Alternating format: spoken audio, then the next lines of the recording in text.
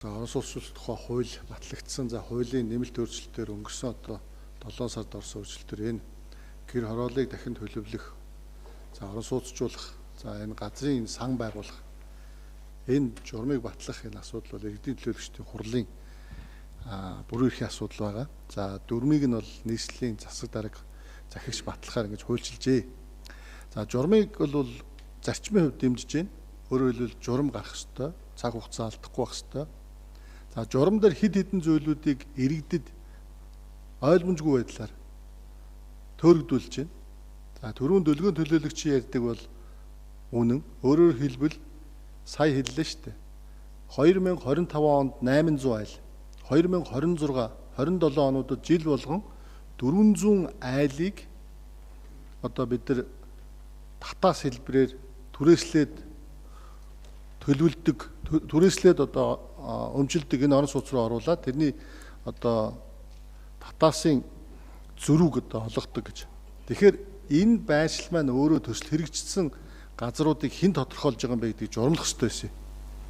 Одоо өнөөдөр бол нийслэлийн орон сууцны корпорац гэдэг одоо тэнд бол түрээслээд өмчлөдөг орон сууцыг зөвхөн тэнд шийддэг. Тэнд хэн юу олгодог тэрийг асуудлыг тэнд л хийдэг. Ерөөсө тодорхойгүй.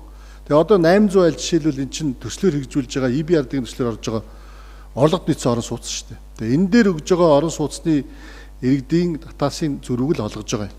Өөрөөр хэлбэл хаана ямар төсөл хэрэгжүүлэхийг одоо тэндээс шийддэг, хэн шийдэх нь тодорхойгүй. Нөгөөтэйгүр дахиад сая хэллээ.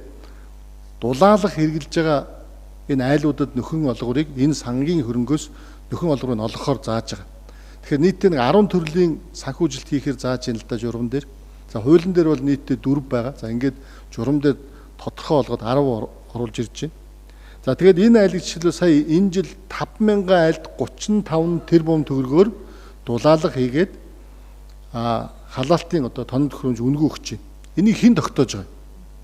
Мөн журам нь тодорхойгүй. Төрөний бас Бацог төлөөлөгч дурдлаа. Өөрөөр хэлбэл энэ нэг 9 сангийн тэргүүлэгчд одоо шийдэх юм уу? Эсвэл одоо засаг даргын баталсан дүрмээр энийг тогтоох юм. Уул нь бол журам дээр нэг журамлах ёстой.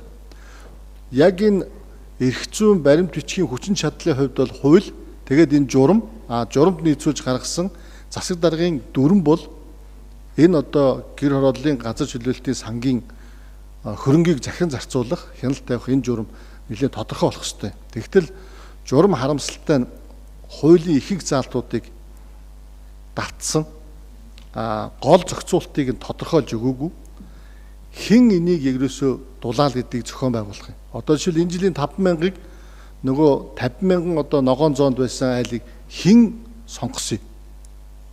Зүгээр эсвэл нөгөө хардалт байна шүү дээ. Одоо өөрийнхөө тойргийн хідэн одоо өрхөд тавьсан юм уу? Ногоон зоонд чинь 50000 хүн байгаад байна шүү. 50000 өрхөөс зөвхөн 50000-ыг л одоо дулаалуулаад тэгээд тэднэрт үнэгүй одоо тоног төхөөрөмж өгөөд тэдгээрт үнэгүй одоо газын урамшууллын нөхөөрөл ийм зохицуулт байна шүү дээ. Тэгэхээр манай Баянзүрх дүүрэгч гэдэг юм уу, бусад Шингэлтэйч гэдэг юм уу, гэр хорооллын одоо бусад дүүргүүдийн хэрэглэгчдийн асуугаад байгаа асуулт шүү дээ. Би өнөөдөр гэр хорооллоо дулаалвал яах юм бэ? Би өнөөдөр нүүрснээсээ татгалзаа тоног төхөөрөмж авал яах юм бэ? Ямар урамшуул олох юм бэ? Тэгээ энэ урамшууллын нөгөө заалтнуудыг тодорхой болгох гэдэг энэ заалтыг л оруулж өгсөнгөө. Тэгэхээр хэд хэдэн тодорхойгүй зүйлүүд байгаа учраас энэ дээр бас эргэж бас хараарай. За журамтай болж байгаа нь энэ бол том ололт. За дараа нь бол энэ журам дээрээ бас дахиж одоо ажлын хэсэг гаргаад журмын хэрэгжилтээр хяналт тавих үүрэг нь угаасаа нийслэлийн иргэдийн төлөөлөгчдийн хуралд байгаа учраас би хурлаас бас энэ журмын хэрэгжилтэн дээр хяналт тавьж оны төгсгөлөөр журмын өөрчлөлтийг бас оруулах нь зүйтэй гэдэг ийм саналыг нэгдүгээр тавьж байна.